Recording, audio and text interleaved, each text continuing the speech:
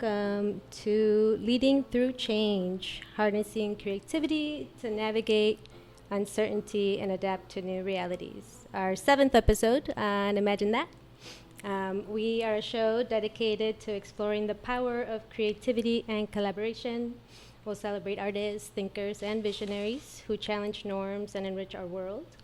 And we'll also highlight co-creativity, the synergy of teamwork that enhances individual talents and drives progress across various fields. Each episode will host a change maker in our community. Imagine That reveals how co-creativity and collaboration shape our future and improve our present. So thank you for tuning in as we unlock our imagination and discover the endless possibilities of creating together. I'm your host, Roselia Bañuelos. I'm on Instagram as at MAMMA_CHULA in case you're listening on Audio Radio or the Audio Radio app. And I'm the founder of Creatopia Inc. And my co-creators today are Gabriela Fierro and Julian Parra.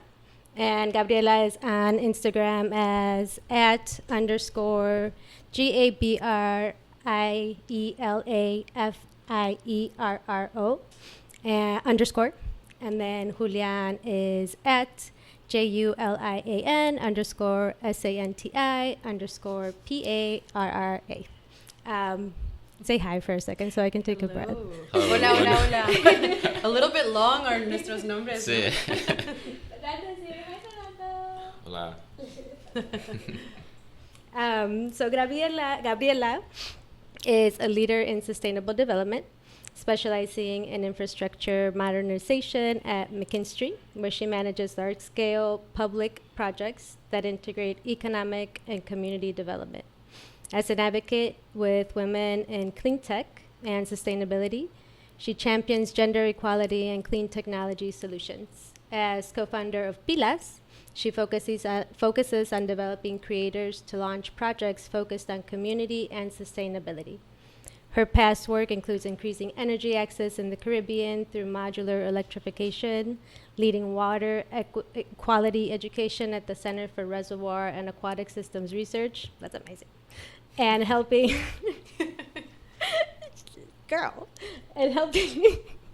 helping Eastern European startups scale globally through Solianka. Gabriela's expertise also extends to green infrastructure planning with training on 3D visualization and green infrastructure planning. She holds certifications in Future of Sustainable Business from the University of Oxford, Planning for a Sustainable Future from Stanford University's CGOE, amongst others. And additionally, Gabriela has a strong focus on integrating AI, ensuring that innovation leads to tangible and ethics-oriented impact. As a Ronald E. McNair Scholar, she remains committed to building resilient, inclusive communities. And Julian is a passionate entrepreneur, driven by a vision of a more balanced and sustainable future, centered on love, environmental stewardship, and holistic well-being. His background in engineering, combined with his creative and curious mind, led him to shift from solving technical problems to addressing global challenges. For Julian, love is a transformative force, unconditional and expansive, that connects all living things, fostering harmony within communities and nature alike. He and Gabriela co-created Pilas, a community aimed at inspiring curious minds to advance humanity toward a more sustainable and holistic way of living. Through his ventures, Julian is focused on building regenerative systems based on circular economy principles, cultivating a world where people and the planet can thrive in balance. I am honored to know you both.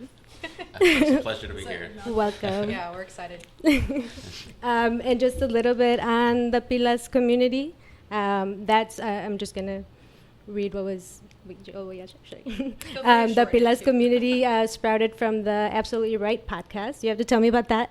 Founded by both of them, the Pilas mission is to create a community who challenges the status quo and is committed to building a circular, healthy, and regenerative world.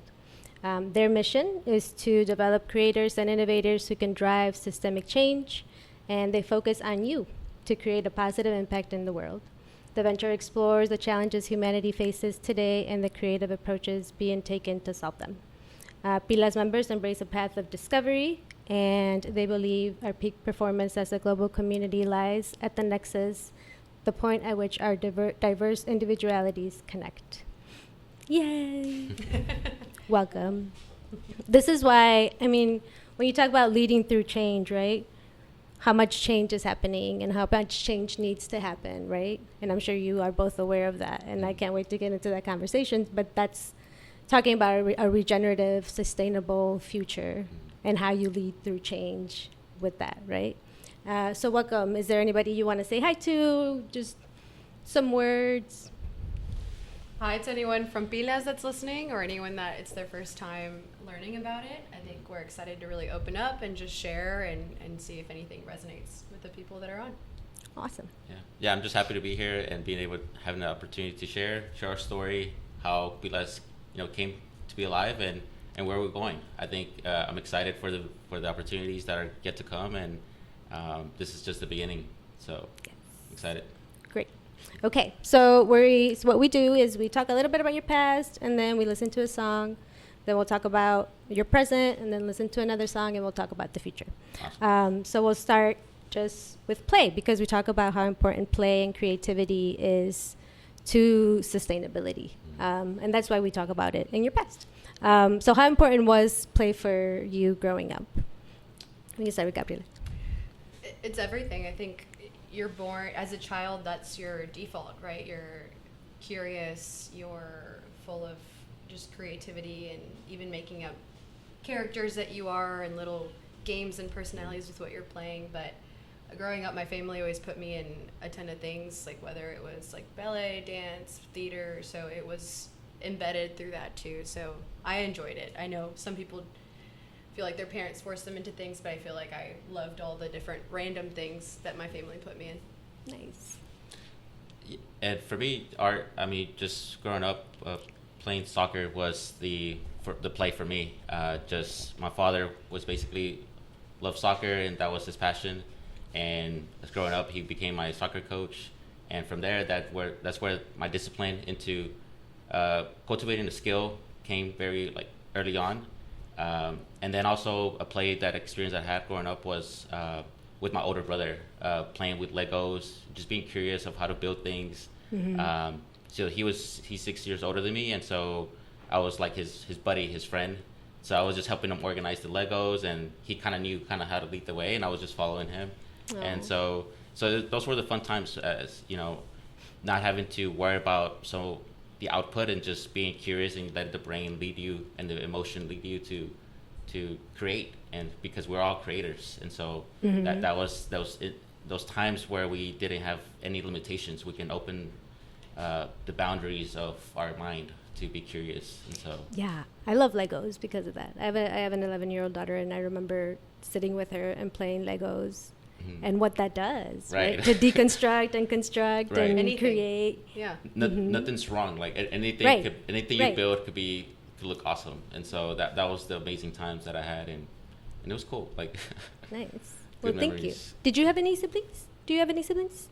I do. I have a lot of sisters and one brother that lives in Colombia, and we're all pretty far apart. I think in age gap, with my little sister, we're I think a bit over 10 years apart, and so it was interesting the way that to see her play also and figure out, it felt like a little hint of what it's like to be a mom, to still remember carrying her, feeding her, playing with her throughout the different phases. We would build makeshift doctor's offices out of cardboard boxes in her nice. In her room, and she would pretend to be a doctor, and I'd have to move through all the little things, and we're always doing weird stuff like that. So right, that's the creativity and mm-hmm. the improvisation, right, of free play. We talk about not only structured play, which are sports and things like that, but what happens when you just allow yourself to do whatever, mm-hmm. right, and free play and unstructured play. Yeah. And I asked you about siblings because I remember how much me playing with my siblings, mm-hmm. how that affects me being I'm the youngest of 9. Okay. Oh, so that's a lot. yes. So how that affects you, right? And my daughter is a single child, so I noticed that. And when you brought up your brother, I wanted to know your experience with your siblings, because it's so fun, right? It's so fun to have others around you to help play and to keep that going. Right. Play and conflict resolution. You have to figure out how to Right. barter, debate, Defend yourself. 5 brothers, 3 sisters. Okay. Next question. What does the term leading through change mean for you? Do you want to start first since I went first? Okay. For me, leading to change is, especially in this time that we're changing, especially technologically, so fast. So being able to adapt to the change and not staying comfortable. I think that's something that, at least for myself personally, I've having to constantly challenge myself to learn about these technologies, learn how I can apply it to myself for work, for business, but also how can I help the community too. And so being able to share that knowledge and not just keep it to myself. And so that's where I see the overall challenge. But it's for the greater good, I believe. And so overall, I think as humanity, we're all growing to, I'm an optimist. I believe we're going to greater things. And so that is part of change. And so I agree that that's what we need to do. And as part of Pilas, that's my foundation of continuing learning all these new technologies and learning how can we adapt them on a personal level so we help the individual grow as well. Yes. You're like the broker of knowledge. There you go. That's a good way to say it. That's your title. Not a business card, broker of knowledge. Yeah. Change also is life. I think anytime we think that things are stable or they're really not. I mean, you walk into any natural system, you walk into a forest, things are constantly changing. Things are being born, seeds are being sprouted, things are decaying and dying and re-entering. And so I think leading through change is just acknowledging the natural state of things, and that's beautiful, and how to use that as a strength and an asset rather than, something that you have to work with. It's like, oh, I have to work with this thing that came up, or especially if we talk about sustainability topics, all of the natural events that are going to begin to happen and all the strains that it's putting on our economy, but seeing that as the constraints to then create new partnerships, create new projects. And it's a challenge to be more creative and kind of embrace those things that we've forgotten from being little kids. And I think society and maybe the education system teaches you to be a certain way or think a certain way. It's, learn as much as you can to then unlearn everything that you've learned. Right.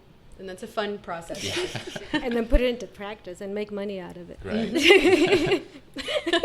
That's the next step. Well, I thought of both of you for leading through change again, because, right, what's your regenerative world? You're committed to creating a community who challenges the status quo and is committed to building a circular, healthy, and regenerative world.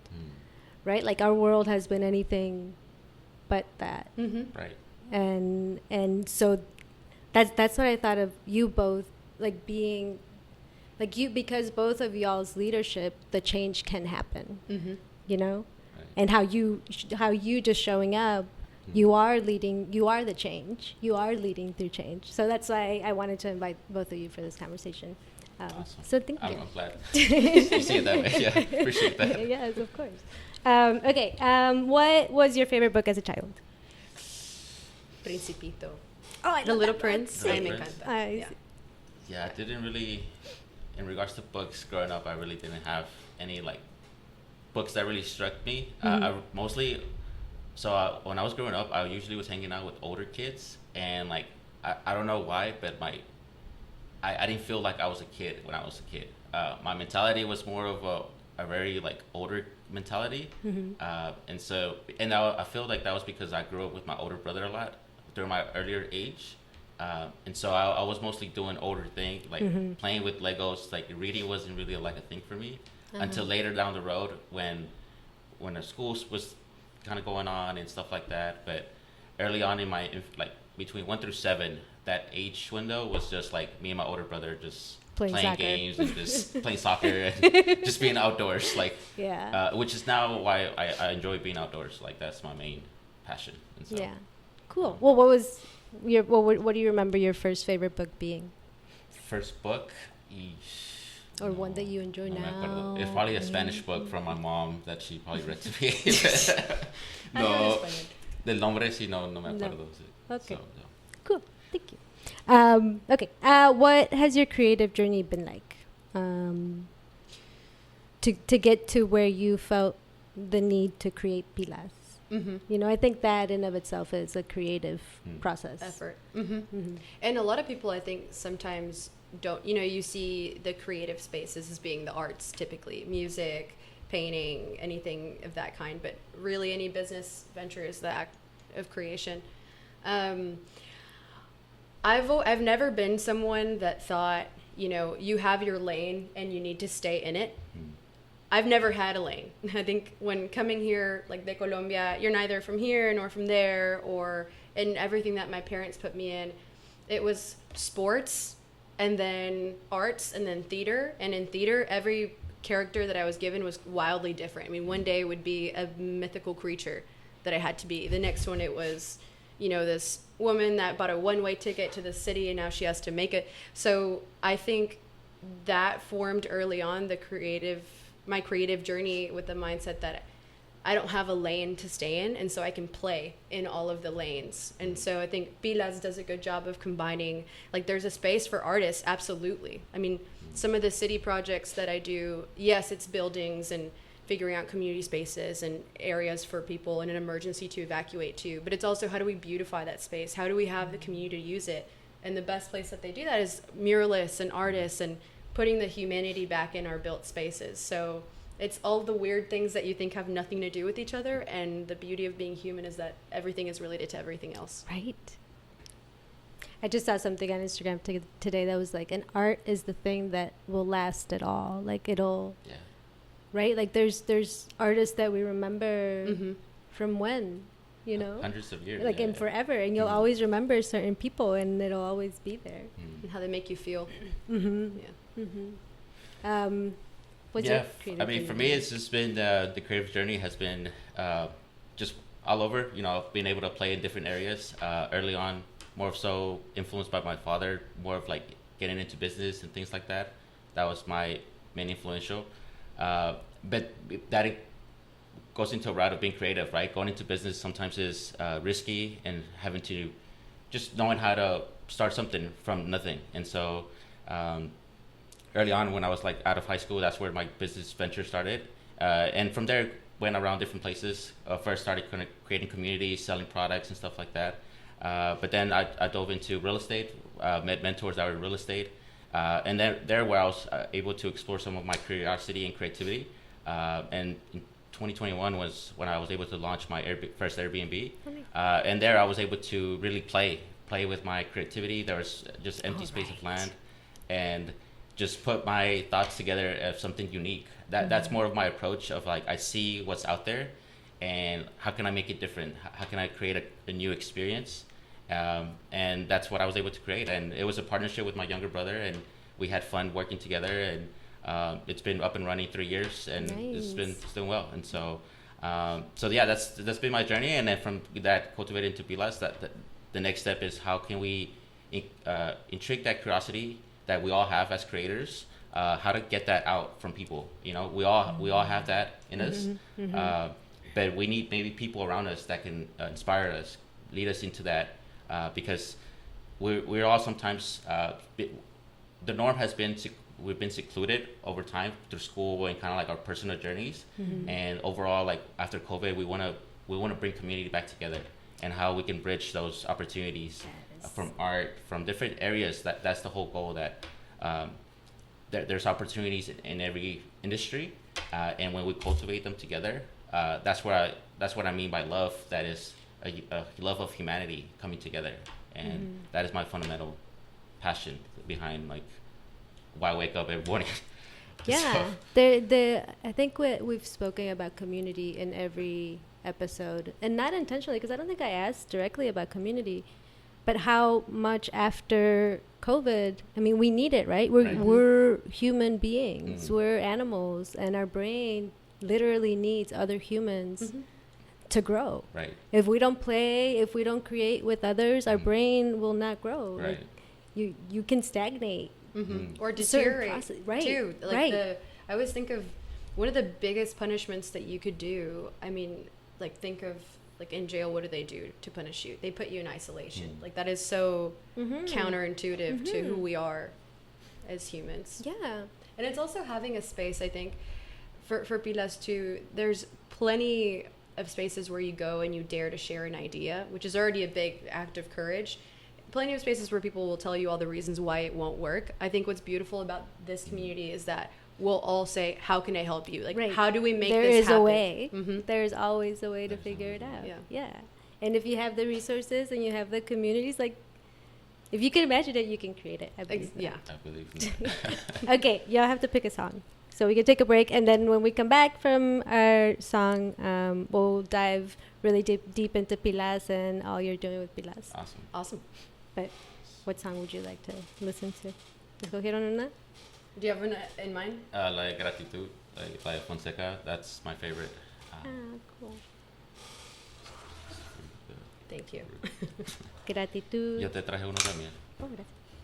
You want the matcha or the chai? Gratitud de Fonseca. It's okay. Gracias.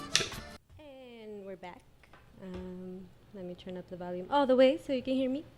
We're back with Gabriela, Fierro, and Julian Parra from Pilas. And we just heard a little bit about their past and how they like to play and what they did growing up and things like that. And now we're going to talk about Pilas more specifically and in depth, and kind of seeing how you guys got there. So tell me a little bit about the podcast and how that led to Pilas. And then the first question around that, again, leading through change and then what that meant specifically with Pilas and that process. So with the podcast, I think we're both this way, but I love to absorb information at all times of the day. So I found I was reading articles, books, watching videos about so many topics, but at the end of the day, they were always tied. I would always tie it back to sustainability, and I thought there's so many things that were not taught in school. There's so many things that are fascinating to learn about that they don't incorporate it into biology, ecology, environment, anything that we learn, and everyone needs to know, like all these efforts that are happening around the world. And then also key messages from, I think, people we look up to, like Oprah, I know, was an excerpt in part of the podcast videos, but just points of inspiration that, you know, you're a light, that you're connected to the universe, like those things, that awe that we forget to have for ourselves and our place on this planet. So the podcast the name came from the saying that whether you believe you can or you can't make a difference, you are absolutely right. And I think that's what we believe with Pilas is that, you know, we're making an active choice to do something about all the things that we're passionate about all the things that move our hearts, about all the challenges and issues that are happening around the world. And during that time that I had just started the podcast, we started connecting again. After we would connect every few years of, you know, what projects are you working on, this or that. And I think we were on a walk when we realized how aligned our thoughts were and how we wanted to build a community, and we found a gap that people are feeling today more and more isolated, and that they're craving a positive community. They're craving more resources and information to make their visions and dreams a reality. And so that's kind of, and he had been a guest on the podcast also, and we stayed. We can always talk for like 6 hours or more. We realized the time has passed, so it made sense, I think. And we are both from Colombia, so we say the saying like "ponte las pilas," and we thought, you know, being a power and like an energizer and battery for each other and a bigger group of people, and then eventually start investing in each other's projects too. So that's kind of how it began. And we always said, if it ever doesn't resonate with people, if it ever doesn't work, or if we feel that it's not serving people, we'll stop. Because we don't, you know, we have a lot of other projects. This kind of a passion that we have. And every time we've gotten together, I'm always so inspired. I leave feeling so inspired by the people that spoke up, the people that were there, the projects and things that we talk about. So it's continually rewarding. So yeah, it like doesn't stop, right? Like that's the synergy of community, and how when you rise, like when I've heard that when you elevate your frequency, which I think is what happens when you're around positivity and good vibes and intention, right? And like good intention. When you do that for yourself, it brings the people around you up, right? Because we are all connected. Yes. Right? So I'm glad that you found your pilas, because it sounds like there's like they can never run out of charge, right? Yeah. These pilas. Renewable resource. We're always Right? recharging each other. Regenerative. Yeah. It is. Geeky jokes. It's so true, though. Okay, tell us a little bit about your mission and how that relates to fostering creators and innovators.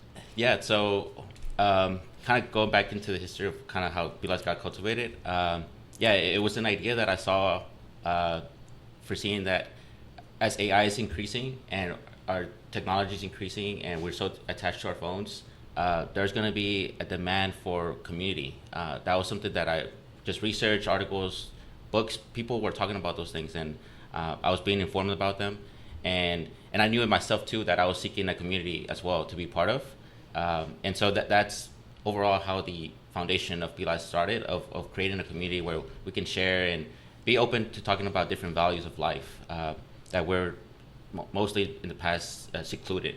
And so now my mission is really focused on, like, as the past year has passed and all the connections and the meetings that we've had, it's really been remarkable.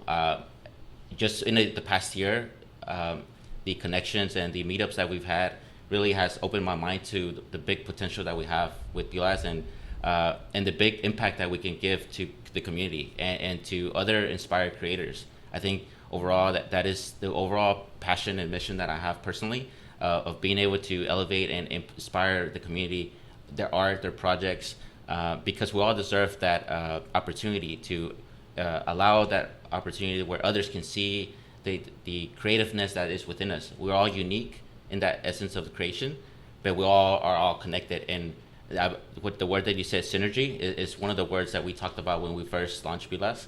Of that is in essence what we try to cultivate, that synergy when our minds with positive-minded people come together, that the amount of energy that gets forced in that room is just remarkable. And people walk out inspired. Like, she walks out inspired, I walk out personally inspired, and all the others walk inspired of just being able to be surrounded with like-minded people. And so now that we've just been experiencing, it's just a passion, and it's just how I say it, we're just getting started. So I'm ready to create more things, more events, and keep growing Pilas. So Yay. Is there like any, I just thought of this question, but is there like any personal story or anybody that stood out as part of the community that that you just, like, you're like, I'm really glad I met this person, and like seeing their change and seeing how they grew? If anybody comes to mind for either of you that you want to share. I think everyone that's come into the group, I think it funnels through my mind like images of each person, but specifically, I think everyone has grown or found a new contact. I mean, even those that maybe have only been to one or two events, we'll touch base with them at events, and they're like, I still think about what we talked about that day, or I got a financial advisor because we were talking about that. I got serious about this, or I started reading about like climate change and thinking about how I can, not solve it, but within my own life, incorporate lifestyle changes. But I think of people like Morgan, Neil, Shelby. I mean, he says like-minded people, but like-minded people in the sense that we're all there to create together. But what's beautiful is everyone is so different. Yes, so different. Right. And we're all needed. Yes. In our difference and Right. in our own ability. Like, nobody can see the world how you see it. right. Exactly. And it's beautiful to hear. I mean, people suggest even books to read, or they say, have you heard of this like philosophy of life? It's like, no, I haven't. And even putting more people at the table, like Morgan loves to cook for people. And Shout out to your pizza oven, Morgan. He's on IG right there. pizza, breakfast, waffles, kebab. He does it I know. everything. Yeah, he does it all. The tea. But yeah, like even him challenging us to think more creatively. I think bringing in the people that do composting or local vendors that think a little bit deeper about their supply chains and where the products and their materials come from, where the materials and their products come from. That challenge is really important because in the last event that we had, the Global Local, we produced almost no trash, which is rare at an event. Nice. So the materials that we bought, everything was compostable. We are reusing, even the papers that we printed on will get cut for suggestion cards and used again. So thank you. Wow. Another question that wasn't planned. But just in terms of sustainability and here in Houston, how do you guys see our current state of Houston? I know there's a lot. Like on our first episode, Henry, I brought him on because when I first came to Houston, he did this bayoutorium, and he was able to take us into the bayou and show us the water. And like we went into as close to the port as we could. And when I saw how dirty the water was and how much just waste companies are able to throw into our water that's right here, right? It really shook me. And that's because I had that opportunity to see that, you know? So I don't know if you just want to say a little bit about that, just because we are in Houston, but we can also move on. No, I think that's a good question, especially this past week or 2 weeks ago when we had the climate week. I think Houston's becoming aware that it's a big city. It needs to change, and so are they at the best standards? They're not, but now they're being aware, and so that's the first step. You know, being aware that okay, we need improvement, we need to change, and I believe the change is coming as all the big corporations come together. They know that the environment is important for our personal lives as we live in this city, and so over time, and for me that's the excitement. That's what I believe, that now that the problem's been identified, now all the projects and the creation and solving now solutions can be created, and so I'm a solution driven person. I'm not worried about so much about the problem. I like to address it and find about what's going on, but then boom, tackle it in and let's solve solutions, right? Let's come together, let's brainstorm, let's create ideas, and I think now in the next 2 years we'll start seeing that change. And I believe you could say, you know, for work too, right? You're seeing it on the governmental side. Yeah. So like I said, I work with local governments and others too, but with a lot of the funds that come from, you know, federal or state government. So you have the Inflation Reduction Act. There was a bipartisan law that was passed that just funneled a bunch of funding for energy efficiency, water conservation, renewable energy, battery storage, all of that. And so we're seeing a huge injection of funds into that you're going to see in your counties and your cities specifically. But I think in Houston, we're witnessing the result of thinking that we can grow endlessly, that our companies can grow endlessly, that the products that we produce can just grow endlessly. And I think we're getting reminded time and time again, each time a storm is supercharged, each time, you know, we have a issue with water and the contaminants that are in the water, we're beginning to realize we're not indestructible. Our actions have consequences. And also a reminder that we all have a part to play. Companies have a part to play. And I think we get really stuck on sometimes the buzzwords, right? Green, sustainable, resiliency. To be honest, like, I don't care what you call it. Let's take a farmer, right, that's cultivating his land. If you were to give him a bag of fertilizer or a bag of a magical solution and say, this will make your next crop super abundant, you'll sell a bunch of things, like you'll be really well off this season, but by the way, it's going to damage the soil. You will never be able to produce that amount for the next 5, 10, 20 years. The people that purchase this land or your family that has this land afterwards will have to deal with the contamination that you've done to the water, and economic downturn will happen as a result of this magic solution I'm presenting you now.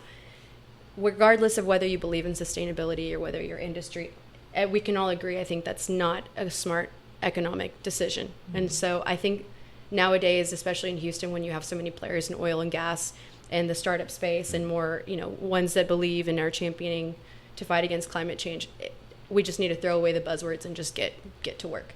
So. Yeah, stay focused on the solution, like you said, right? Yeah. It doesn't matter who caused the damage Yeah. or how long it's been. Let's just clean it up Let's clean it up. so we can breathe, and play outside more, play And outside swim. more, yeah. and I want to Without jump being in like, the bayou. "Oh." I know. Yeah. Imagine being able to like rope swing into the bayou. Oh, dreams. Okay. Next question. How does creativity play a role in navigating uncertainty and adapting to new realities? Okay. Yeah. So for me, creativity is important. I think even as an adult now, even being able to just take time to just being out in nature, and for me, just acknowledging the beauty of nature itself. I think that's also for me has been important. Just witnessing the trees, the insects, and I say this more so because I went on a retreat last year. I went to an eco village, and there was like a life-changing experience, and more so being able to, it was called remembering ourselves, the experience, and Where was this? it was in Asheville, North Carolina. Okay. So it was a beautiful place. Definitely will recommend it for people to experience it, because it definitely realigned myself to, I'm not the only one in this planet. Like there's other beings, there's all these things around us that are, how you said, they change over time.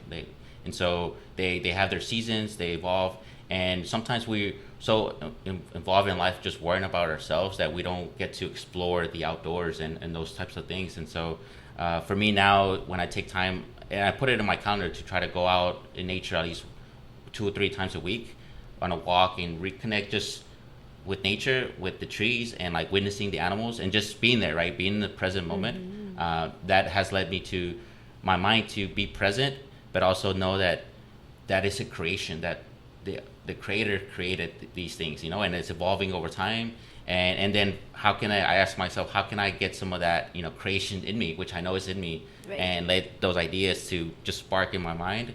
And so that is kind of like my method of creation. And over time now, like I try to apply that in business or ideas with Pilas and things like that. That's more so my process of how I go from my creativity. I go outside, I kind of get connected, and then I sort of let my brain just reach curiosity, and then get just sparked with ideas. That's amazing. I So- love your redefinition of creativity, right? Because we are surrounded by creation. Right. And who are we not to say that we are also creators? Right. Because we're surrounded Right. by creations. And so, Yes, I love that redefinition. Thank you. Okay, next question. Can you share a story where creativity made a significant difference in overcoming a challenge? And it can be specific to Pilas too. But yeah, whenever creativity helped overcome a challenge. retreat. I think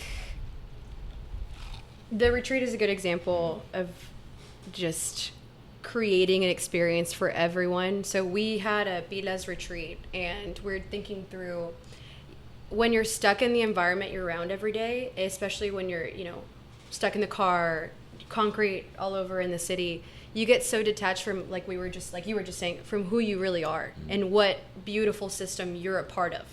And so we tried to create this experience for everyone from the moment they walked in, having signs everywhere, gift bags that kind of led them. So we made these little reflection booklets. So the idea was each evening or night after we're done having our session or, discussing what we had for the day, it's time for you to reflect on who you are, what you learned, who you connected with, how you felt.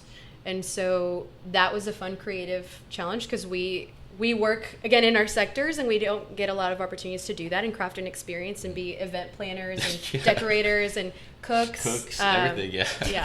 So I loved cooking Fun. throughout that whole experience. But again, I think what people, again, you create something and you hope that it's going to stick and that people are going to enjoy it. And then just witnessing the way that people were engaging with their food, as we were talking about your microbiome and this like living ecosystem that's inside you, and how that's your second brain and helps you feel more active and connected and energized. But also as we're one of our members, Neil, is leading us through meditation and stretching, and how someone is sharing their vision for a business that they want to build, which they ended up building. So it's challenging and daunting sometimes to say, how do we create something that a bunch of completely different people are going to enjoy? But it's satisfying to see I think people tearing up and hugging and being just so inspired after the weekend. It gives us the check, like, okay, it was good, it went well. So yeah. And how that, like, you're forced to think of kind of what brings everybody together again, you know?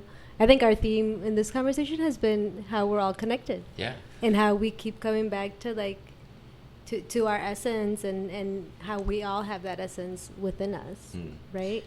We're more alike than we're different. And I think what keeps us from progressing as fast as we could is the belief that we're in polarities. Yes. Yeah, polarities in your political leaning. Right. And I'm technical, that person's creative. It's those concepts that we're more alike than we're different, for sure. Or even the external differences, right? Which is where we get most caught up on, like, immediately, right? Like, immediately you judge somebody, and that's what your brain does, Right. right? As a survival tactic. But if you train yourself to be like, but we're still human, and we're still blah blah blah, and how that changes your mindset. I like talking a lot about how how the mindset that you approach something, how much that makes a difference. Big difference. Yeah. So yes, when we stay focused on connection and solutions, like, that's the intention, right? And you can't not think about the other things. Yeah, that's how we get somewhere. You know, finger pointing or talking about the problems. Yeah, it's not going to get us anywhere. Yeah. Okay. Well, let's hear one more song, and then we'll come back and talk about the future. What song do we want to listen to? Te invito. Oh, lo que pusiste en el tree. Tell me a little bit about it. Te invito while I find it. Te invito by Herencia. Okay, Does it pop up? Tell me a little bit about it while I find it. So this song made me cry the first time I heard it. I was in Colombia visiting family, and it's just a beautiful invitation for someone to take part in these, like, very staple personal memories of them growing up. I mean, something their grandmother gave them, their experiences at school. So it's like a very intimate invitation to someone to experience their life through their eyes. Oh, beautiful. By Herencia de Timbiqui. Sí. Perfect. También colombiano. Hey, shout out to Colombia. Hispanic Heritage Month. Oh, yeah. Talk. We'll be right back. And we're back with Gabriela and Julian in episode 7 of Imagine That, and we're talking about leading through change, harnessing creativity to navigate uncertainty and adapt to new realities. And we've been talking about their past and pilas, and how we all have to ponernos las pilas right now. Ponernos las pilas. I can speak in Spanish. So pilas in Spanish means batteries. Yes. So cuando te pones las pilas, you put your batteries on. Yes. Do you want to say a little bit more about that?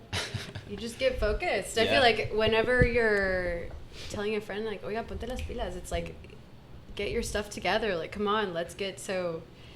It's just very accurate, I think, when we were thinking, what do we want to do for the community? Like, what do we want to do to the other people that are a part of Pilas? It's like, or part of the group before it had a name. And we're like, we literally want them to ponerse las pilas. Like, come on, guys. Like, there's so many beautiful things we could do together. Like, let's get our stuff together. So Yeah. It made sense.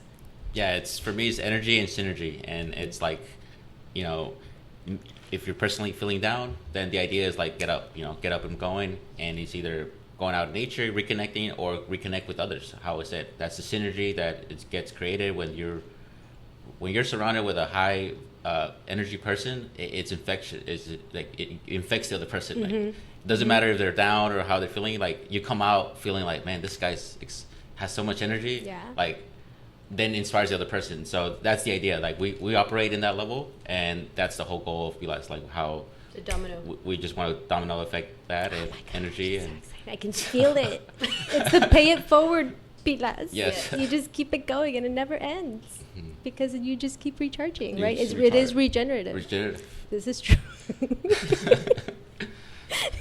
Okay. Next question. What are some? So now we're just gonna talk about your future and what y'all are planning, but also just starting with this question: what are some common barriers to adapting to change, especially in sustainability, and how can creative thinking help overcome them? Mm-hmm. I think the first challenge. Well, there's several, right? One of them is the generational blaming that happens.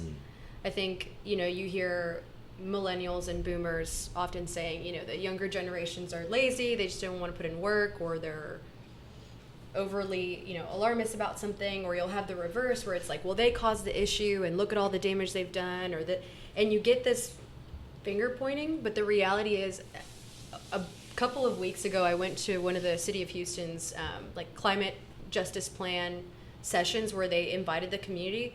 I saw youth there. I saw millennials there. I saw people well into their retirement there. And the reality is, again, that polarities are more destructive than they are constructive. And they're not representative of reality. I think most of us want to be in the middle. Most of us want to live a happy, healthy life. And so that's probably the first challenge, is just getting over the blaming or the, getting stuck on certain buzzwords. But then also that it's hard. I think it's for those of us that have products that we create, when you start thinking about the supply chain of that product, where the minerals or materials come from, the building that's manufacturing this, all the chemicals that they're using, the energy, it can get so overwhelming. So that's usually the first bit. It's too hard. For doing a garden, it's too hard. But I think is it worth it? Yes. And let me connect with people that are already solving this problem. If you are making jewelry or una cremita para la cara, cream for your face, you don't need to be an expert in manufacturing and in chemicals, but find someone who is and create a solution together. I have a friend that did that with his socks. He was worried that his socks were going to be, really that it was going to use a lot of energy and they were going to have chemicals that were bad. So he got with a facility and with another expert, and they literally changed that manufacturing facility to be able to use green algae and other more sustainable materials, and now created a whole business and economy for that other person. So I think those are the biggest two challenges. Nice. Do you wanna share? I think I can share more of on a personal level. I think overall, especially here that we live in America, we can stay comfortable where we're at, but some people do. But I think leveraging the technologies and stuff that is coming along the way is important. So it should challenge us to learn how we can leverage those resources, tools. For example, AI, ChatGPT, those are all resources and technologies that right now we're able to solve problems much quicker, more efficient, get creative, ask different types of questions. And so allowing us to leverage those tools, I think that is something that if we don't challenge ourselves, because you have to go out of your way to do that. But the outcome of that could be productive. You can create new ideas, new business solutions. And so it's that comfort of if you are in a comfortable stage in life and you don't challenge yourself, then you can miss out and not be resourceful in this world. And ideally that's a fundamental value that I believe in. That yes, I'm grateful that I have all the tools and ability to live here in the United States, because I know my family where they are in Colombia, some of them don't have the same amount of resources and opportunities like I do. And so I take gratefulness for that, but I also take advantage of them. And so that is one thing that I do want to just let people know, that here, we've been having the opportunity to use these tools. Let's use them. Let's co-create. Let's get things going. And so and challenge ourselves each year. How can we evolve? How can we grow better? Because staying comforted, I believe, is the biggest thing that decreases a human. How we said, if we don't continue to grow, learn, challenge each other, our mental state just starts decreasing. And so then it doesn't matter the amount of wealth you have, doesn't matter, none of that. We constantly need to be challenged as a species, as a human. And so and it's kind of sad that it's a challenge to be sustainable, right. That thinking about life first and thinking about our future generations first, and then is something that is out of it's not common, right? It's not what businesses have been doing. The status quo, right? Y'all talk about the status quo and how you don't even know who holds that in place sometimes, right? It's like the invisible, like it's just invisibly held in place by structures and like societies over time. By design. By design, by design. Right. Yes, thank you for that. So where do you see yourselves in the coming years individually? And then we'll talk about pilas a little bit, and then we'll talk about technology. Okay. I think individually, I love all the projects that I'm doing and working on now. I think seeing the projects that I work on take years to see the fruit of them, but I just look forward to years from now seeing all the things that we're designing and thinking out with, either city council people or county judges, all their visions and desires for creating a space for their communities. I can't wait to see those built, and then to keep changing the way that people think about developing, the way people think about how cities are supposed to be, how you're supposed to interact with other people, and how you're supposed to interact with your buildings and infrastructure. The fact that we think a highway is the best way for us to get transferred from point A to point B, we're skipping on all of the in between. I think we're missing out on all of the community. We're sitting hours and hours in traffic thinking that if we keep expanding these highways, it's going to decrease traffic when they've shown it increases traffic. So I think I look forward to seeing these methodologies putting life first in design. And I think because of our education, you go to school, you become a civil engineer, mechanical engineer, electrical engineer. You're taught how to do things how they were done before we knew right what makes a healthy human being, and how we can be a little bit more intentional. And then with the context of pilas, I just look forward to seeing, again, people's projects just taking off and us investing in each other's businesses and finding, you don't have to have the money to make your vision a possibility. You just have to have the drive and the willingness to work at it and find someone who wants to invest, find someone who wants to make a difference but doesn't have that idea. Mm-hmm. So I think years from now we'll look back and be like, remember when this was just a thought in our minds and it wasn't actually a reality. Mm. Then everybody has food gardens on their balconies. Oh yeah.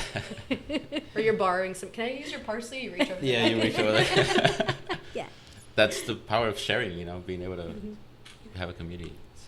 For me personally, I see myself venturing out of the technical world of where I'm at with oil and gas. I'm venturing now more into it's projects that are focused on sustainability, creating systems in regards to circular economy, and real estate too. So that is something that I've already done the past couple of years, growing my portfolio, but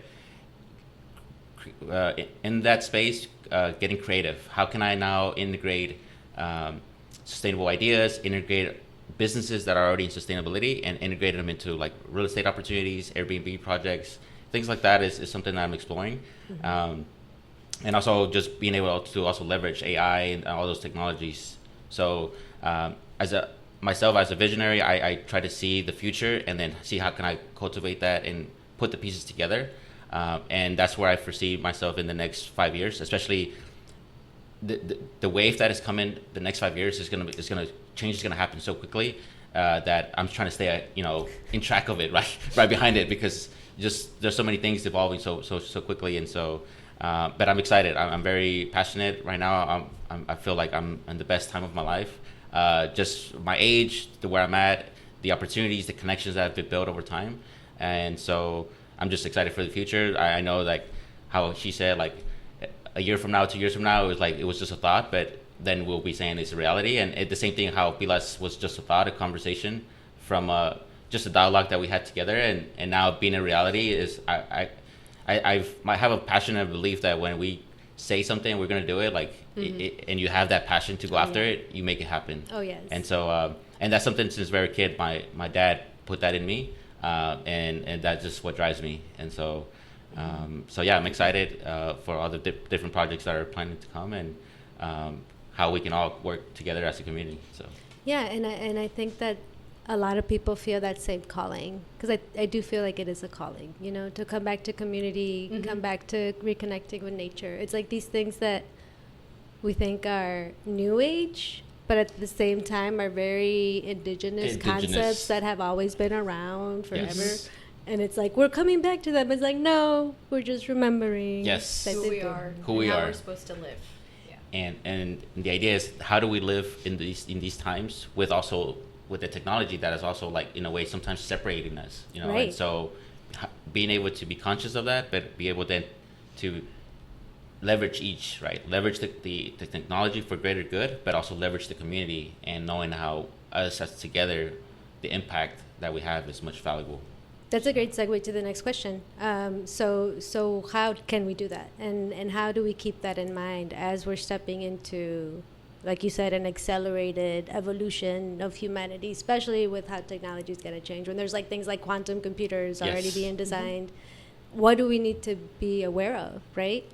And so what do you both see in terms of that, like how technology is going to grow and what we need to be aware of, and for you specifically too, like you've mentioned how you want to keep learning about these tools so you can stay ahead of it, and you can be the broker of knowledge for others.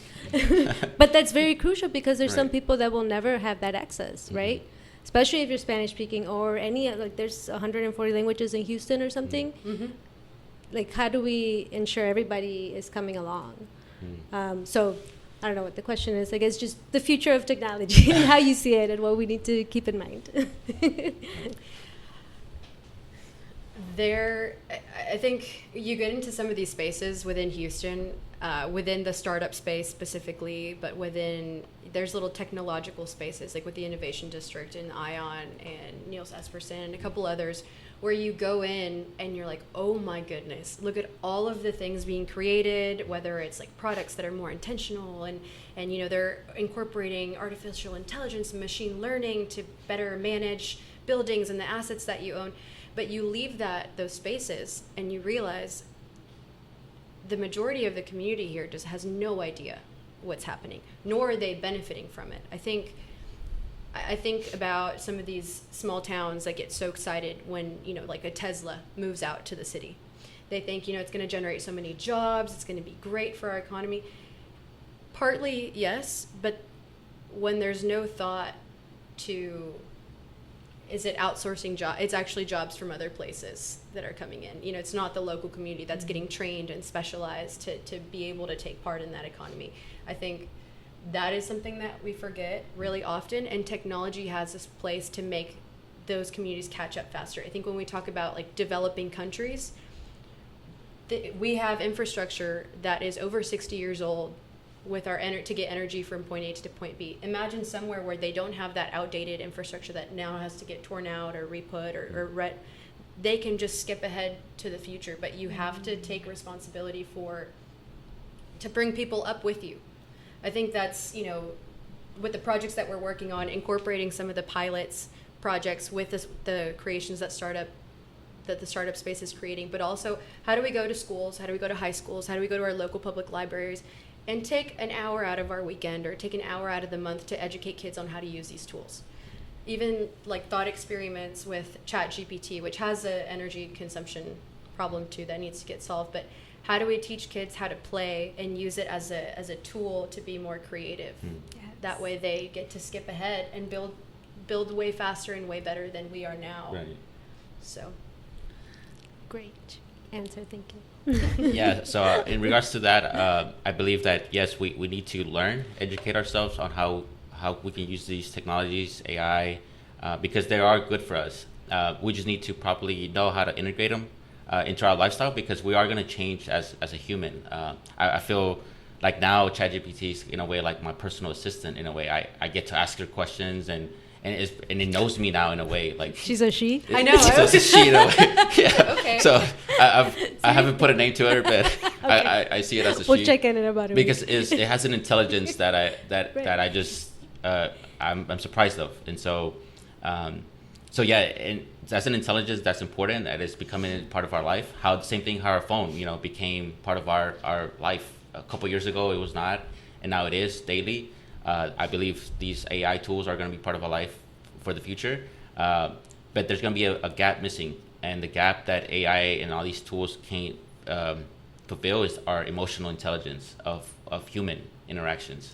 And so I feel like that is essentially like as Pilas, as we're growing, yes, we're leveraging AI to innovate and create ideas, but also these conversations, like just being here as humans, like AI can't replicate that, in my opinion. I think this is real, like this is not artificial, and I believe that is here to stay, and it's here for us to drive that forward.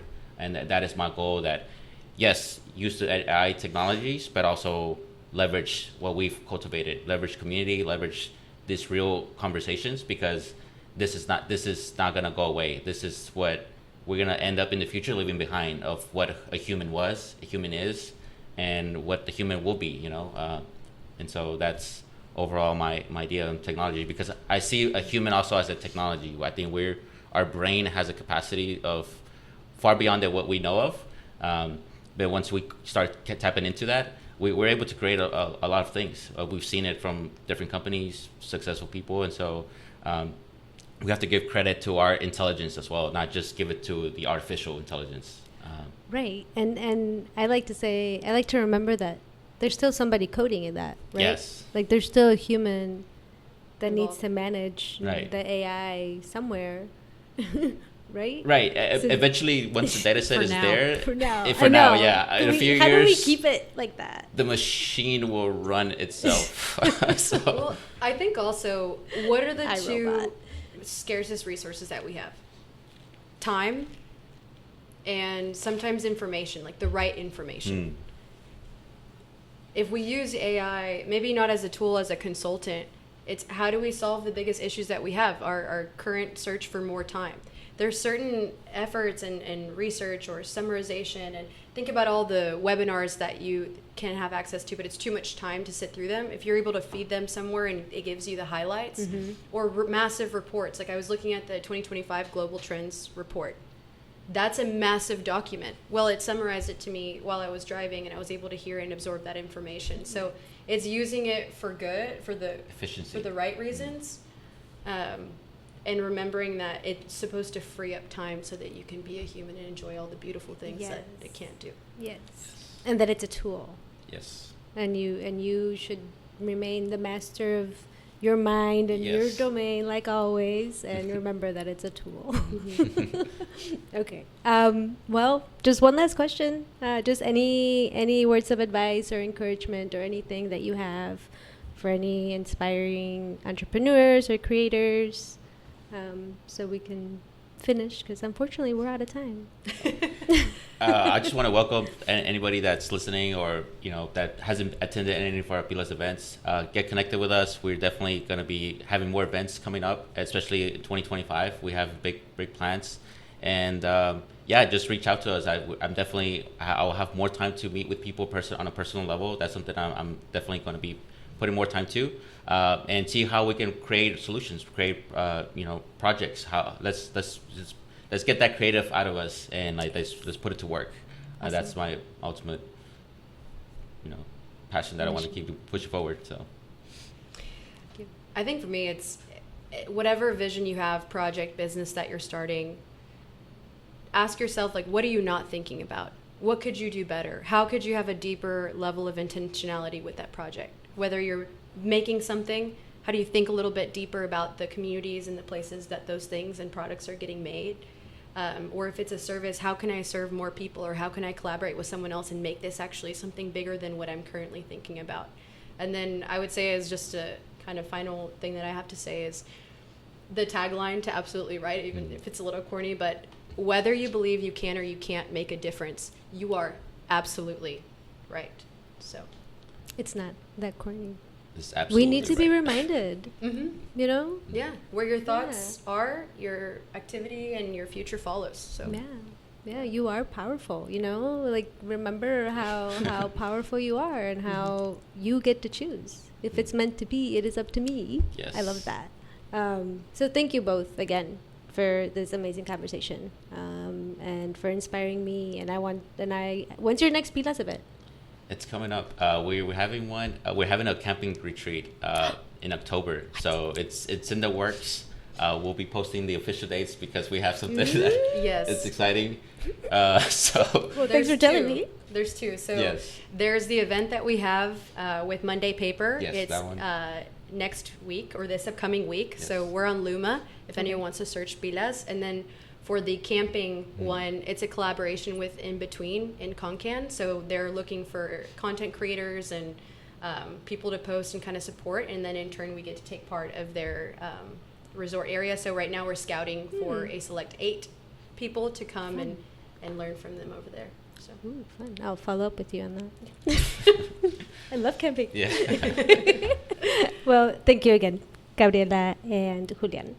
And thank you all for listening. And anybody that is still on IG Live, thank you for staying.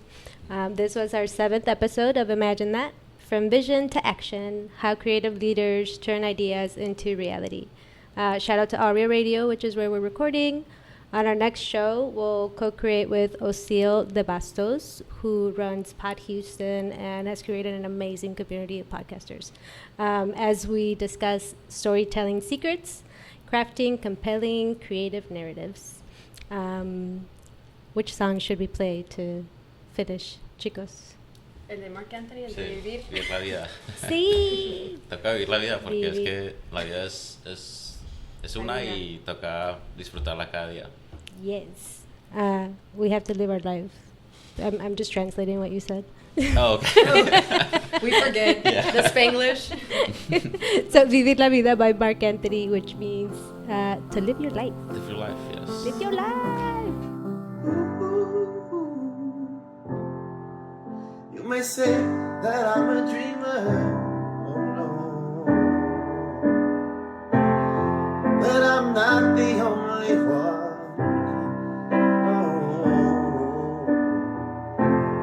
Oh, I hope someday